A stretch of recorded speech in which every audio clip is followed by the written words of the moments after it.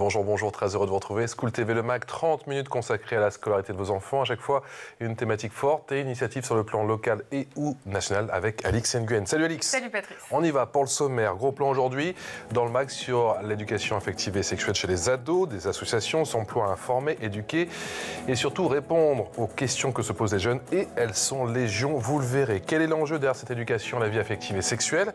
Qu'est-ce qu'apprennent les élèves à l'école? Avec quelle pédagogie? Quels ateliers? Comment aborder la question de la pornographie et quels sont ses effets surtout sur la jeunesse? Élément de réponse là aussi avec nos trois invités dans un instant. Vous le savez, le Mag, eh bien il y a une loupe et la loupe c'est avec Alix. Oui, et je vous parle des créateurs de contenu sur les réseaux sociaux qui s'emparent du sujet. Dans un instant, on y va.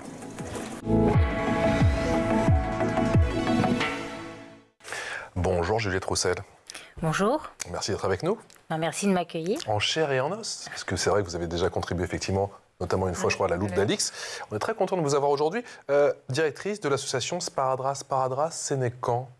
Alors, c'est une association qui a fêté ses 30 ans l'année dernière, en 1993. 93 avec eh bien, beaucoup de littérature, effectivement, sur bon nombre de sujets de santé publique. A commencé par un guide, enfin en tout cas le dernier né en date, c'est le guide pour les garçons qui s'appelle Ton corps change, avec qui en parler quand on est un adolescent garçon.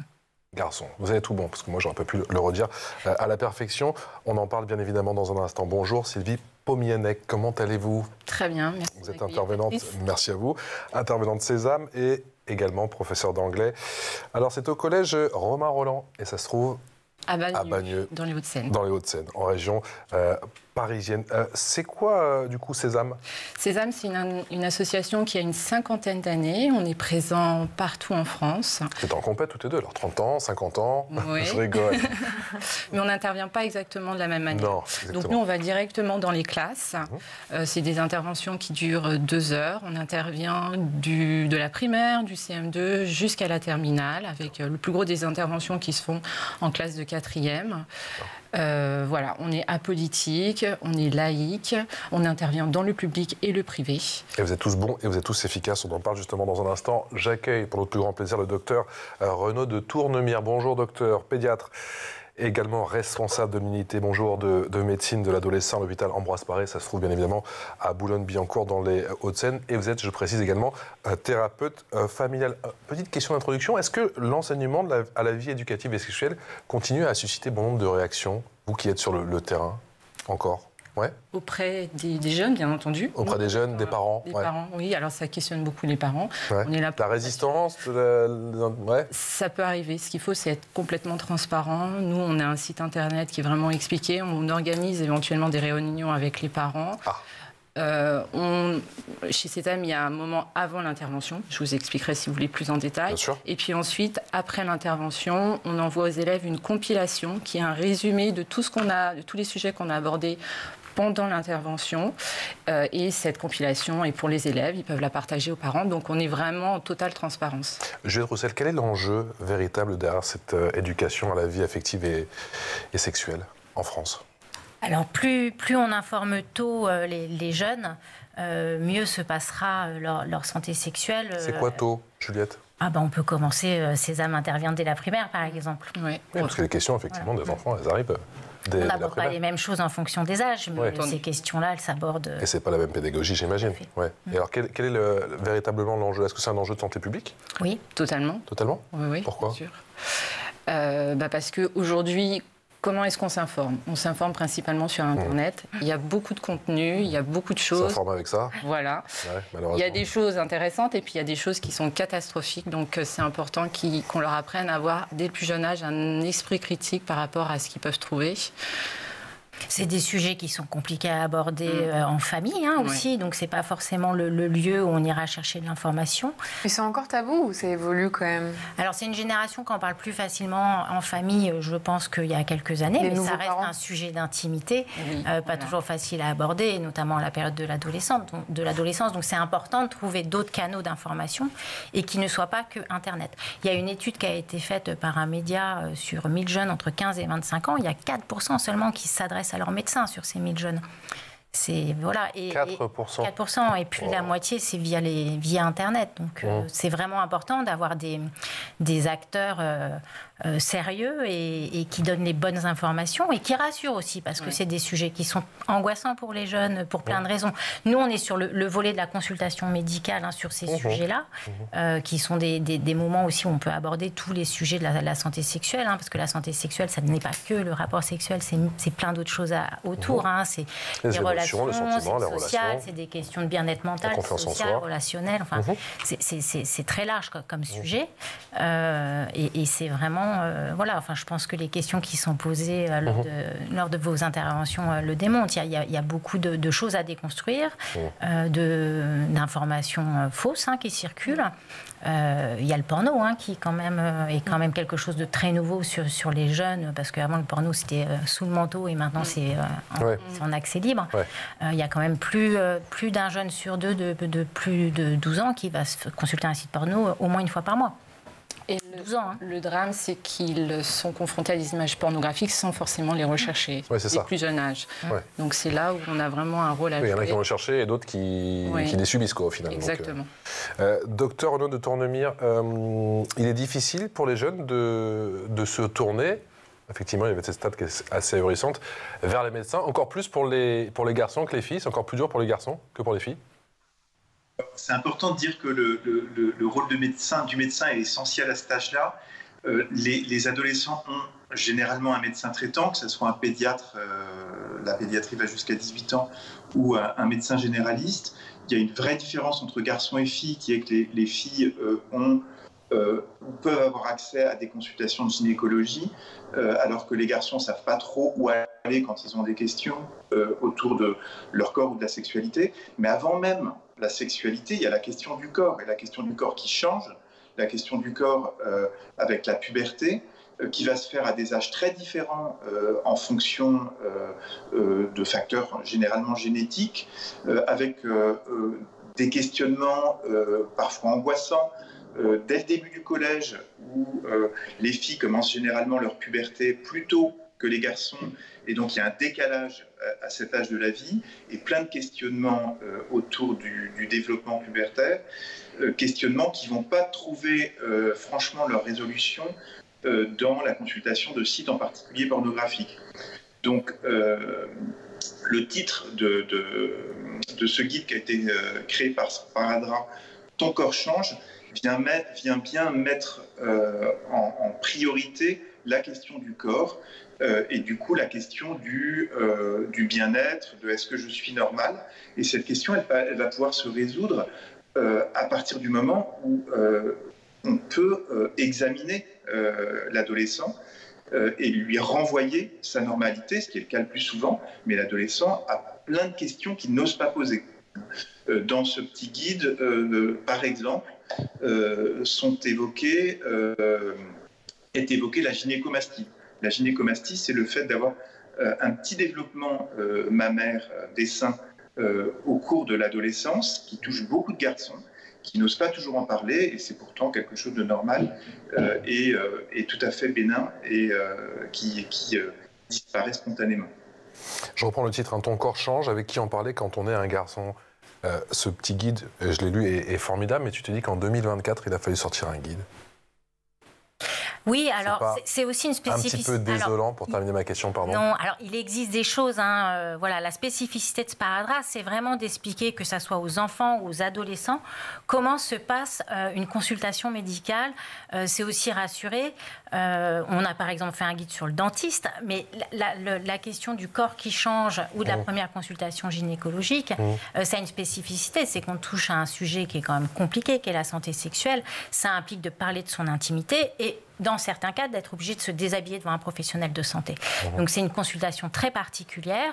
Le guide, Renaud le disait, s'adresse aux garçons et c'est un choix. On a vraiment fait un guide pour les garçons parce que les garçons consultent moins facilement que les jeunes filles.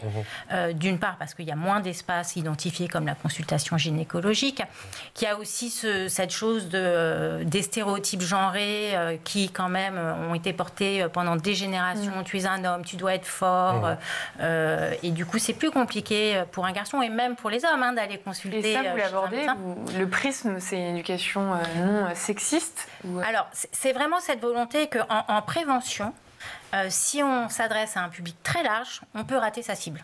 Voilà, la Haute Autorité de Santé a fait un rapport en 2020 sur la santé et le genre. Et le fait de cibler son public, ça permet d'avoir un message qui passe mieux. Donc ça a été une volonté vraiment de Sparadrap, notamment parce que les garçons ne savent pas où consulter, contrairement aux filles. Les garçons ont peur de consulter. Et si on veut toucher sa cible, il faut mieux s'adresser à sa cible. Et quand doivent-ils consulter? Quand doivent-ils se faire examiner? Alors ça, pour l'examen, je vais laisser Renaud répondre. Mais je pense que dès qu'on a une question, qu'on a une interrogation, il faut oser poser la question à son médecin. Il ne faut pas avoir peur d'être jugé, c'est ce que disait Renaud. Dans notre guide, il y a deux bulles. Une où une jeune fille dit « j'ai eu un rapport qui n'est pas protégé, je n'ose pas en parler au médecin ». Si, il faut en parler, c'est important. Et une autre question d'un garçon qui se pose des questions aussi sur la masturbation et qui a peur d'être jugé par le médecin. Donc nos guides, ils expliquent aussi aux enfants. Ça peut arriver. Oui, après, il faut aussi faire confiance aux non, bien sûr, médecins, mais c'est pas toujours une safe place. Après, nos guides, ils accompagnent les adolescents à pouvoir être acteurs de ce moment de consultation médicale. Donc, ne pas avoir peur d'être jugé. Il n'y a aucune question qui est ridicule. Et prépare tes questions avant. Et si tu ne comprends pas ce que te dit le médecin, demande à reformuler. Voilà, c'est des tips donnés aux ados dans nos guides pour que vraiment la relation de confiance se fasse. C'est important parce qu'en fait, les visites médicales d'aujourd'hui sur nos jeunes et nos enfants feront ce qu'ils seront adultes en termes de santé. En fait, investir sur une consultation pour que ça se passe bien, c'est très important parce que ça va avoir un impact sur la vie de patient adulte. Et ça fera, si ça se passe bien aujourd'hui, des adultes qui seront acteurs et éclairés de leur santé. Donc vraiment, mais que ça soit sur la santé sexuelle ou tous les aspects des consultations médicales, c'est vraiment le leitmotiv de Sparadrap, c'est informons, créons un dialogue de confiance avec le médecin ou le soignant, ça peut être une infirmière, ça peut être une sage-femme pour la consultation gynéco ou le pédiatre quand on est encore ado ou un médecin généraliste. Et c'est très important cette information, avec des outils adaptés en fonction des âges. On a beaucoup parlé des garçons, il y a bien évidemment le guide pour les jeunes femmes, pour les filles. Dans un instant, on parlera de vos interventions avec Sésame en milieu scolaire. Mais docteur, effectivement, on se posait la question, quand les jeunes doivent-ils consulter, garçons ou filles? L'assurance maladie a fait très récemment 2 nouvelles consultations complètement remboursées, comme il y en avait pour le nourrisson, en début d'adolescence et en milieu d'adolescence. Donc on peut déjà imaginer une consultation systématique pour faire un point sur le déroulé pubertaire, l'adolescence, les facteurs de risque et de protection. Ça, c'est un premier point. Ensuite, de consulter, de profiter et que les médecins profitent des consultations pour des certificats sportifs, pour des bobos post-traumatisme, parce que c'est une des premières causes de consultation, pour aller un petit peu plus loin. Et pour aller un petit peu plus loin, il faut que le médecin permette à l'adolescent d'avoir un temps de consultation seul. Parce qu'en général, l'adolescent arrive avec l'un de ses parents en consultation. Et j'aime bien une de mes collègues suisses qui expliquait aux parents qu'à partir de l'âge de 10 ans, elle dit aux parents, chaque année gagnée par votre fils ou votre fille, ça va être 1 minute de plus en consultation, seul, sans les parents, voilà, pour préparer finalement à l'âge adulte et à une certaine autonomie dans les questionnements qu'il peut y avoir à cet âge de la vie. Sylvie, quelles sont les questions les plus fréquentes qu'on vous adresse pendant les... Je vous ai amené un petit échantillon.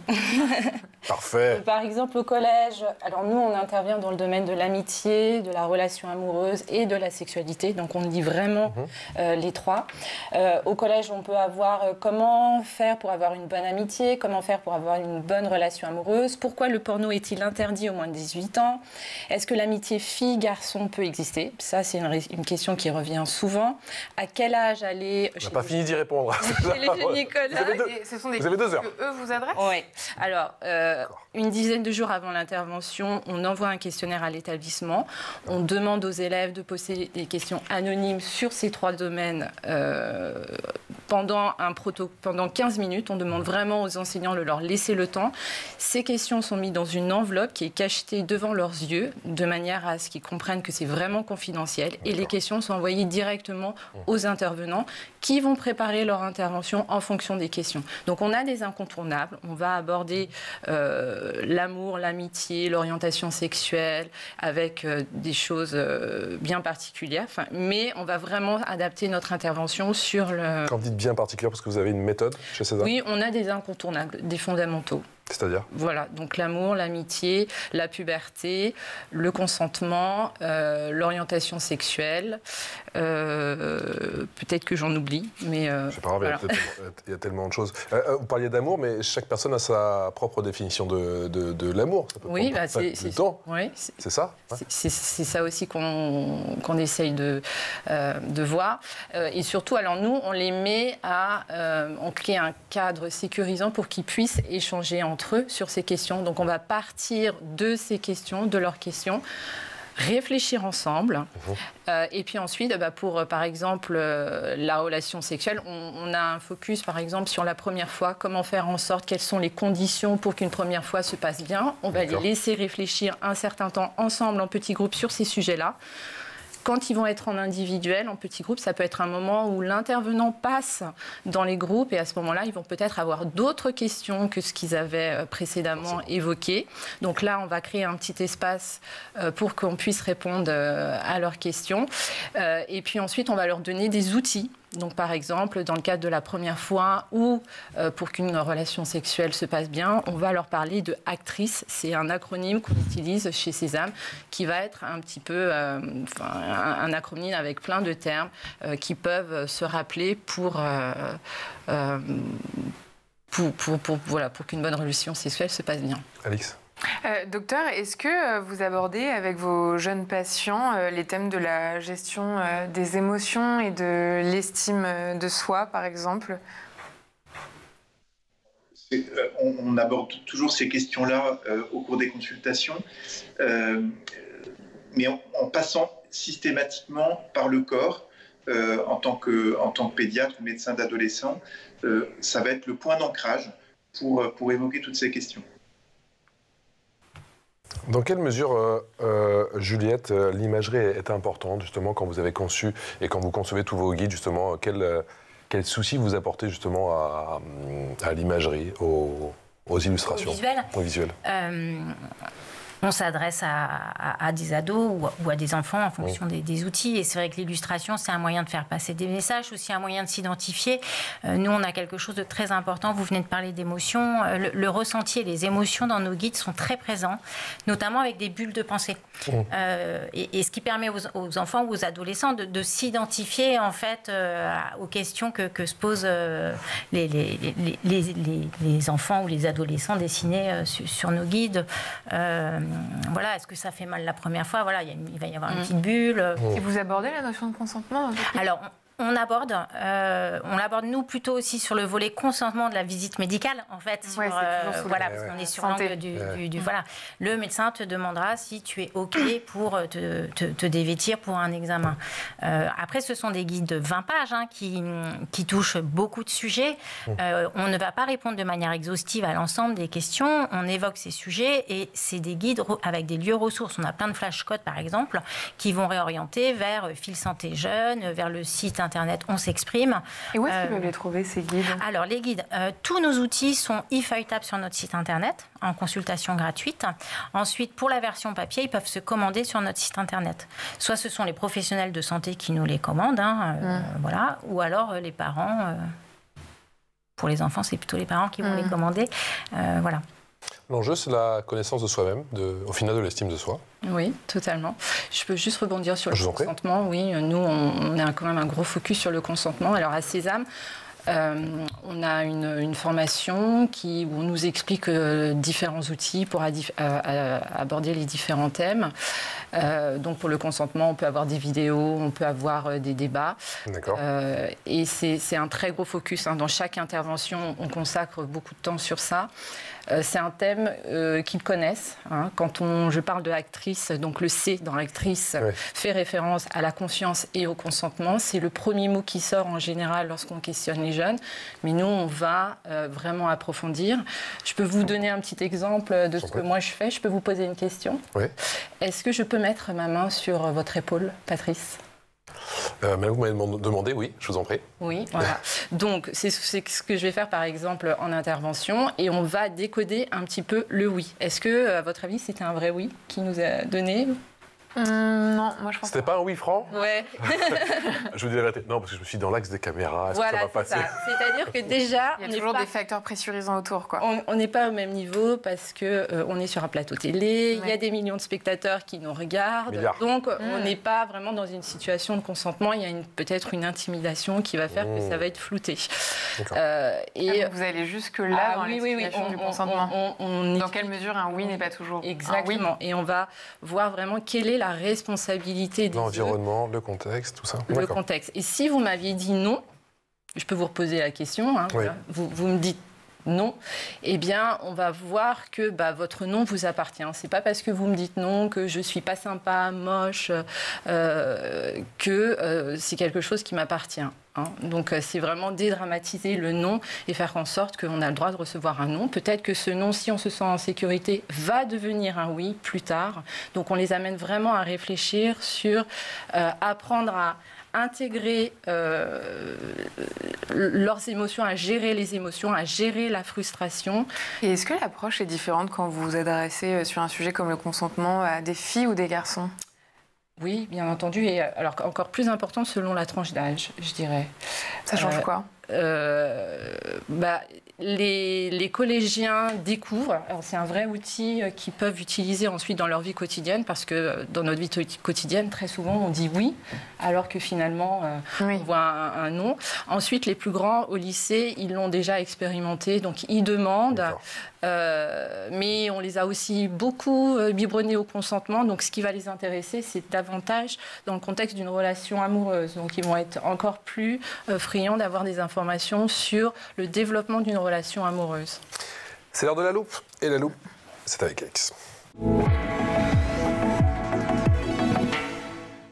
Alix, TikTok est une vraie boîte à questions concernant l'éducation sexuelle. Et oui, on en parlait, les jeunes s'informent où ils peuvent, et TikTok en l'occurrence est pour eux une véritable source d'information. Une étude publiée en janvier dernier par la plateforme Zava, experte en téléconsultation et spécialisée en santé sexuelle, a révélé les termes les plus recherchés liés à ce sujet. Et en tête du classement, on retrouve les hashtags épilation, suivis par VIH, sida, lesbienne. Viennent ensuite les termes règles, transgenre, virginité, avortement, gynécologie et pilule. Et ça, les créateurs de contenu l'ont bien compris. Ils investissent très largement le réseau en se saisissant du sujet. C'est le cas de Lilou, alias Lilou Sans Tabou. Elle répond aux questions de ses près de 128 000 abonnés. C'est parti, aujourd'hui on parle capote. Et oui, aujourd'hui je t'explique pourquoi le préservatif, c'est la contraception qu'on utilise le plus, qui est la plus répandue, mais qui est aussi la plus importante. Pour ça, il y a plusieurs raisons. Déjà, il est plus facilement accessible et il coûte pas très cher et on peut le trouver un petit peu facilement. Deuxièmement, et c'est sûrement le point le plus important, c'est le seul moyen de contraception qui te protège des MST ou des IST, les infections sexuellement transmissibles. On connaît notamment le VIH, le virus du sida, qui peut se passer d'une partenaire à l'autre lors d'un rapport sexuel. Et on peut être porteur d'une MST sans avoir de symptômes et sans jamais avoir eu de rapport sexuel. Donc, tant que les deux partenaires ne sont pas exclusifs, n'ont pas fait de dépistage, on met un préservatif pour être sûr d'être protégé contre ces maladies. On peut coupler le préservatif à une autre contraception et on veillera à toujours utiliser un lubrifiant à base d'eau. Lilou est très suivie et pourtant elle n'est ni gynécologue ni sexologue mais étudiante audioprothésiste. Plusieurs plateformes dédiées existent aussi comme Silex, l'application d'éducation à la sexualité pensée pour les adolescents. Docteur Tournemire, c'est quoi votre avis, votre perception de ces créateurs de contenu, pas médecins, pas spécialistes, qui investissent le sujet? C'est une bonne ou une mauvaise chose, ou est-ce que vous êtes neutre? Pas neutre, je pense qu'il y a très intéressante et que il y a l'outil Internet qui permet de toucher beaucoup plus de jeunes. C'est aussi des jeunes qui parlent aux jeunes, mais il y a de temps en temps des informations fausses. Là, vous avez donné un exemple. Les préservatifs sont gratuits pour les adolescents, même pour les jeunes adultes. Et c'est pas ce qui a été dit dans ce moment-là filmé. Donc, revenir vers les professionnels, ou en tout cas avoir et les professionnels et de l'information sur Internet, mais des professionnels en vrai, comme les associations ou comme les infirmières scolaires, les médecins, me paraît une bonne chose. Juliette Roussel, est-ce que l'on a pensé à un moment chez Sparadrap à utiliser des influenceurs ? Alors, on y a pensé, mais plus pour relayer nos outils. Nos outils, en fait, plus dans... Voilà, on ne le fait pas encore, mais c'est un vecteur de communication et ça permettrait de faire connaître plus largement nos outils et auprès des premiers bénéficiaires qui sont notamment sur ce guide des ados. On en parlait il n'y a pas longtemps, effectivement, on a fait avec Alex une émission sur les addictions. Et c'est vrai qu'il y a une espèce de bataille des influenceurs sur les addictions. Alors, c'était les addictions aux jeux de hasard et aux jeux d'argent, les paris sportifs et tout. Et c'est vrai que tu as toute une faune d'influenceurs qui va te dire va parier, va... Bon, bref. Et puis, de l'autre côté, tu as des associations qui utilisent justement les influenceurs pour contrer ce discours et pour avoir quelque chose de beaucoup plus constructif. Chez Sésame, on pourrait imaginer justement l'utilisation d'influenceurs ou pas forcément, parce que vous êtes sur le terrain, vous êtes en scolaire. Alors, par contre, nous, ce qu'on fait à chaque intervention sur la compilation, on leur donne les coordonnées du centre de santé sexuelle le plus proche, donc qui est le plus accessible. On leur donne des sites internet comme Allo Enfance en danger, FIP Santé Jeune, et on les encourage à aller, par exemple, dans le centre de santé sexuelle, en couple, parce que la contraception, la protection, c'est pas l'affaire d'une personne. Donc, par exemple, pour les filles, ça va être de poser des questions sur le préservatif. Pour les garçons, de s'intéresser au cycle de la jeune fille. Ça va être quelque chose qui va nourrir la relation de confiance pour qu'ensuite ils se sentent en sécurité. Et c'est important de leur dire que les garçons peuvent aussi y aller seuls parce que voilà, l'image du planning familial, on pensait que c'était pour les femmes historiquement, mais non, ça s'adresse aussi aux garçons. De même que depuis 2022, les garçons ont le droit à une consultation gratuite quand ils sont mineurs. C'est récent, hein. Ça 2022, hors planning familial, centre de santé sexuelle, chez un professionnel de santé. Toutes les deux, quel conseil vous donneriez à un parent ou un éducateur qui aimerait... pas forcément s'emparer du sujet, mais que son adolescent soit informé, mais qui ne saurait pas par où commencer.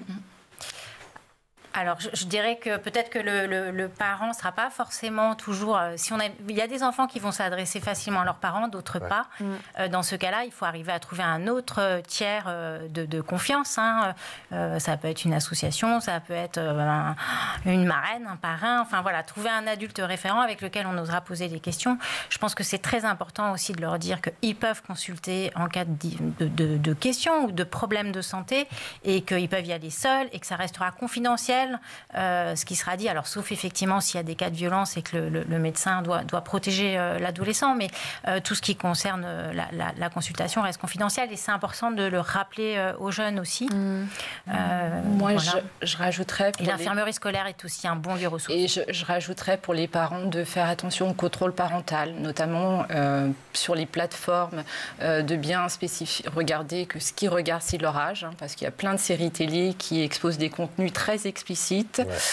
Et les jeunes de 6e, de primaire, regardent des choses qui ne sont pas de leur âge. Sur les réseaux aussi, j'ai pu voir qu'il y avait parfois des injonctions, surtout auprès des jeunes filles. Oui, de les questionner par rapport à ça. Et pour aborder le thème de la sexualité, si on n'est pas à l'aise, on peut acheter des livres qu'on laisse traîner, des magazines, ou alors dire...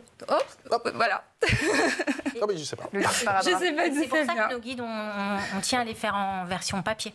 Parce qu'ils peuvent traîner à une infirmerie scolaire. Nous, on a fait un focus group sur le guide sur les garçons dans un collège. Et l'infirmière scolaire disait, mais en fait, c'est précieux de les avoir. Je les mets sur un présentoir, je tourne les yeux, paf, ils le prennent et ils s'en vont avec.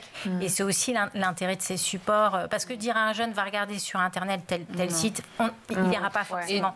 Lui remettre un outil d'information, on est beaucoup plus sûr qu'il sera lu que l'orienter vers un site internet. Et pour les parents, d'y aller progressivement, de tâter un petit peu le sujet. Si le jeune n'est pas forcément à l'aise, de laisser son espace de liberté. Parce que l'adolescence, c'est un moment où il change énormément et ça doit se respecter. Donc, de créer des moments de conversation un petit peu informels, de tâter le terrain et puis de laisser les choses se faire. Docteur, c'est compliqué pour vous, avec votre position de docteur, de faire comprendre aux parents qu'il faut laisser un espace de liberté à leurs enfants enfants et qu'ils doivent, vous l'avez dit en début d'émission, pourquoi pas pendant l'espace de quelques minutes s'entretenir avec vous, seuls peut-être? C'est très simple à partir du moment où nous-mêmes, on est convaincus de l'utilité. Et les parents le comprennent très bien. Donc, pas de souci avec cette possibilité de voir l'adolescent seul. Comment on peut faire l'adolescent gagner en confiance et surtout en autonomie sur ces questions? En montrant qu'on va respecter et leur intimité et leur questionnement, être dans le non-jugement, ça c'est extrêmement important. Et les accompagner en fonction de leur âge, parce qu'on l'a rappelé tout à l'heure, c'est pas la même chose d'être avec un très jeune adolescent de 12-13 ans et un adolescent de 17 ans. Je voudrais rappeler que l'âge médian de la première relation sexuelle est autour de 17 ans, que ça n'a pas bougé depuis longtemps, et donc que la sexualité agit hétérosexuelle ou homosexuelle concerne assez peu les très jeunes adolescents. Et d'ailleurs, ça doit être un facteur de préoccupation quand la sexualité est précoce.